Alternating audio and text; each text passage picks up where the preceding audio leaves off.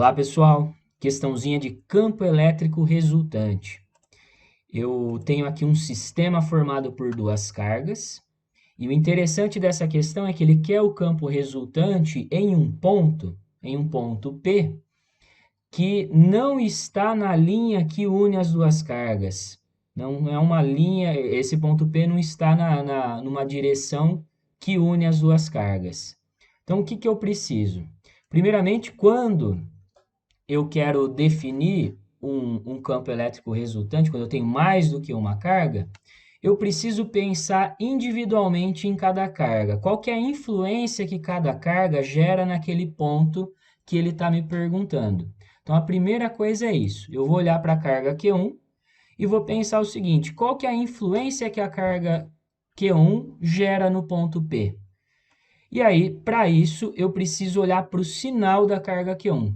A carga Q1 ela é uma carga positiva, e aí eu tenho que lembrar que cargas positivas geram ao seu redor, em qualquer ponto que você analisa ao seu redor, um campo elétrico de afastamento. Então, no ponto P, a carga Q1 está gerando um campo elétrico no sentido de se afastar dela, aqui no sentido na vertical aqui para baixo. O campo elétrico está se afastando da carga Q1. Agora, pensando, né, como a questão está querendo saber o campo elétrico resultante, eu vou agora ignorar a presença da carga Q1 e vou pensar exclusivamente na carga Q2 por um momento. Então, a carga Q2, para eu saber qual é a influência que ela gera no ponto P, eu preciso verificar o sinal dela, e aí eu vejo que ela é uma carga negativa. Cargas negativas geram ao seu redor, em qualquer ponto que você pegue ao redor dela, um campo elétrico de aproximação.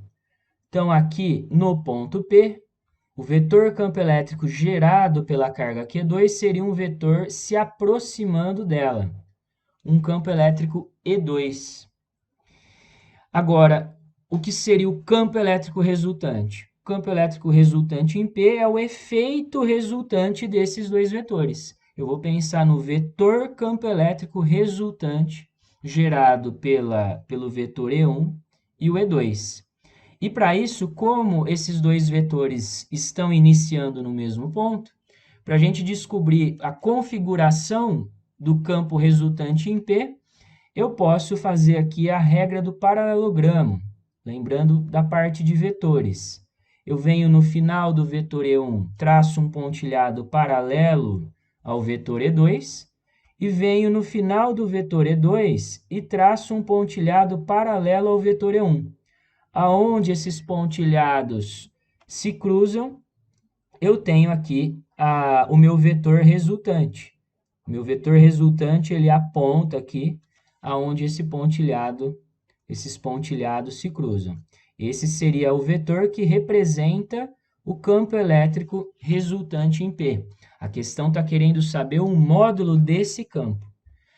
E agora que a gente já sabe a configuração, a maneira a geometria que esse vetor está apresentando aqui nesse problema, eu consigo definir o seu valor, como eles formam um ângulo, esses dois vetores E1 e E2 formam um ângulo de 90 graus, o valor do campo EP vai poder ser descoberto através do Pitágoras.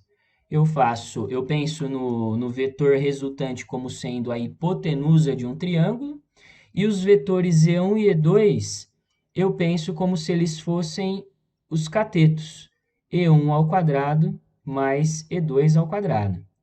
Então, essa é a importância da gente saber identificar a orientação de cada vetor.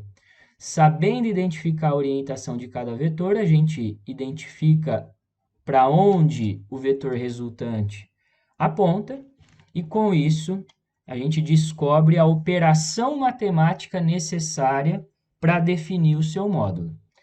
Eu poderia aqui também utilizar aquela fórmula da regrinha do paralelogramo, em que a gente tem a soma aqui dos quadrados dos vetores, mais 2 vezes o cosseno, o produto dos dois vetores vezes o cosseno. Mas não há necessidade para esse caso, pelo fato deles formarem 90 graus. Sempre que vetores formam 90 graus, para eu descobrir a resultante entre eles, eu posso estar aplicando aqui o Pitágoras. A questão não pede para a gente a direção e sentido do vetor EP. Ele só está perguntando para a gente o módulo. Mas mesmo assim eu preciso descobrir o jeito que esse vetor se comporta para definir essa operação matemática. Não tem saída. Eu preciso entender dessa parte de vetores para conseguir descobrir como calcular o módulo do vetor P, no ponto P. Agora, como que a gente já sabe a operação, agora como eu defino os valores de E1 e E2? A gente precisa lembrar da expressão do campo elétrico gerado por cargas pontiformes, que é o K, constante eletrostática, vezes a carga pontiforme Q, que é a geradora do campo, dividido pela distância do ponto que você está analisando até a carga geradora. Então, essa expressãozinha vai dar para a gente a intensidade tanto do campo gerado pela carga Q1, como do campo gerado pela carga Q2. Então, eu vou, o enunciado aqui, o exercício trouxe para a gente todos os dados, e eu vou substituir essas informações. Pensando primeiro na carga Q1. O campo que ela vai gerar vai ser o K, constante K, vezes o valor da carga Q1, que é 3 vezes 10 elevado a menos 4, dividido pela distância da carga Q1 até o ponto P ao quadrado, que é a distância E1. E aqui uma observação importante, a distância ela precisa estar em metros. A constante aqui é Newton metro quadrado por Coulomb quadrado. Então, eu preciso que a distância esteja em metros. Então, de centímetros para metros, eu divido por 100, ou eu multiplico o número por 10 elevado a menos 2. Vai ficar 1 vezes 10 elevado a menos 2. Então, seria somente 10 a menos 2 metros. Fica mais fácil nessas questões a gente trabalhar com potência de 10, porque tanto as cargas como a constante eletrostática possuem a potência de 10. Então, a matemática fica mais simples se nós substituirmos as distâncias também utilizando potências de 10. Então, a distância D1 é 10 elevado a menos 2, mas só que eu não posso esquecer que essa distância é elevada ao quadrado.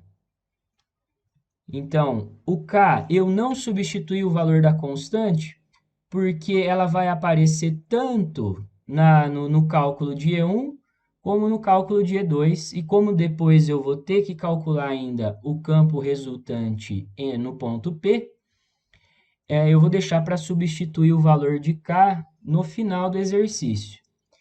Então, eu tenho K vezes 3 vezes 10 a menos 4, eu vou repetir essa parte. K vezes 3 vezes 10 elevado a menos 4. Tudo isso dividido por 10 a menos 2 elevado ao quadrado, potência elevado a um outro expoente, né? Eu tenho um número com potência elevado a uma outra potência.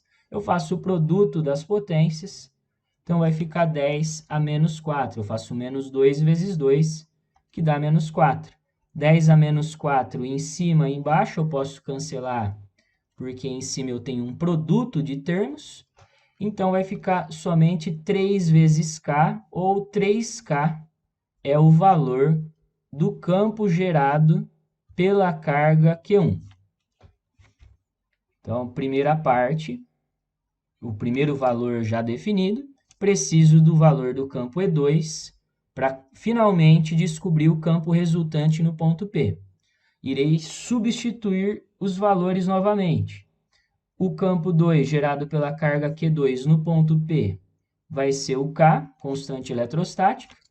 O valor da carga Q2, como é em módulo aqui, a expressãozinha do campo elétrico, eu ignoro o sinal de menos. O sinal serviu para a gente descobrir a orientação do campo elétrico. A gente descobriu que o campo era de aproximação.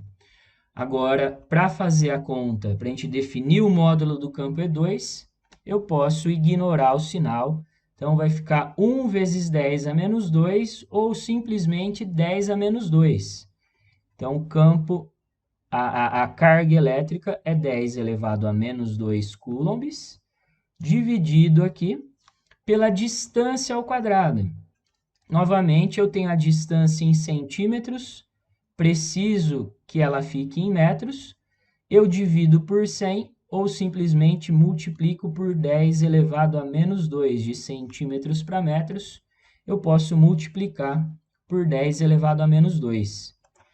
Então, vai ficar aqui embaixo a distância, essa distância, 5 vezes 10 a menos 2, elevado ao quadrado. Preciso ficar atento com esse elevado ao quadrado. Então, eu tenho K, a constante eletrostática, 10 elevado a menos 2. Quando eu tenho um produto de termos elevado ao quadrado, esse ao quadrado serve tanto para o 5 como para o 10. Então, eu faço 5 ao quadrado, que é 25, e 10 elevado a menos 2 ao quadrado, eu multiplico os expoentes, igual eu fiz aqui em cima. Menos 2 vezes 2 vai dar menos 4. Então, eu vou pegar esse 10 elevado a menos 4 e vou transferir ele para cima, mudando o sinal do expoente. Vai ficar K vezes 10 elevado a menos 2, vezes 10 elevado a 4. A 4 positivo agora. Dividido por 25. 10 elevado a menos 2 vezes 10 elevado a 4, vai ficar 10 ao quadrado, mesma base, eu somo os expoentes, menos 2 mais 4 vai ficar 2, dividido por 25. E o interessante aqui é a gente pensar no valor aqui, 10 ao quadrado seria 100, 100 dividido por 25. 100 dividido por 25 dá 4. Então, o valor desse campo E2 vai ser K vezes 4 ou 4 vezes K, que é a constante eletrostática. Então, definimos os dois valores do campo E1 e E2, e agora eu vou, finalmente, encontrar a intensidade do campo resultante. Deixa eu transferir essa expressão para cá. E vou substituir os valores. O campo E1 é 3K elevado ao quadrado, mais 4K elevado ao quadrado. Como essa expressão é um Pitágoras, aqui é como se a gente tivesse aqueles triângulos pitagóricos com os catetos, um múltiplo de 3, outro múltiplo de 4, e aí o outro cateto seria, a hipotenusa seria múltipla de 5, A gente teria aqui um triângulo retângulo, a gente chama de triângulo pitagórico. Se um cateto é múltiplo de 3 e outro é múltiplo de 4, a hipotenusa seria múltiplo de 5. Então, eu poderia já falar direto que o campo EP seria 5 vezes K, 5K. Ou senão, eu posso continuar o Pitágoras normalmente. Eu posso fazer a conta aqui normalmente. 3 ao quadrado vai ficar 9K ao quadrado, mais 16K ao quadrado. Então, eu tenho que o campo no ponto P ao quadrado é 9K quadrado mais 16K quadrado vai dar 25K elevado ao quadrado. Vou extrair a raiz dos dois lados, ou simplesmente tiro o ao quadrado do campo elétrico no ponto P e coloco a raiz no 25K². Raiz de 25 é 5. E raiz de K², raiz de qualquer número ao quadrado, é ele mesmo. Então, vai ficar 5. Raiz de 25, 5. 5 vezes K. Mas o K, o exercício disse para a gente o valor, a constante eletrostática do meio, né? Que seria, no caso, o vácuo ou o ar, 9 vezes 10 à nona. Então, eu vou substituir aqui 5 vezes 9 vezes 10 elevado a 9. Então, o campo elétrico resultante no ponto P que a gente estava procurando vale 45 vezes 10 elevado a 9 newtons por coulomb. Trabalhamos com todas as unidades no sistema internacional. Então, o campo resultante em P é 45 vezes 10 à nona newtons por coulomb.